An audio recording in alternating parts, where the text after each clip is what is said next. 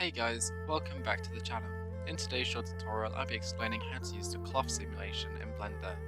Cloth simulation is useful for simulating things such as clothes, curtains, and other fabric materials.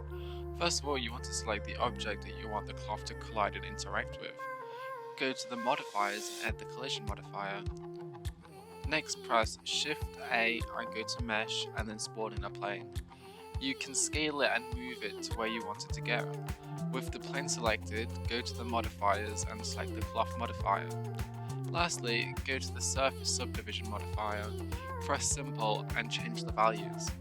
This is the number of polygons the plane will have.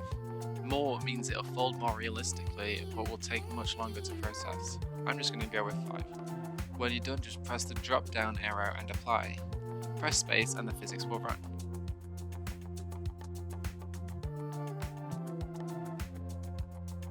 If you want to change the settings, you can go into the physics tabs and play around with the settings. Thank you so much for watching the entire video.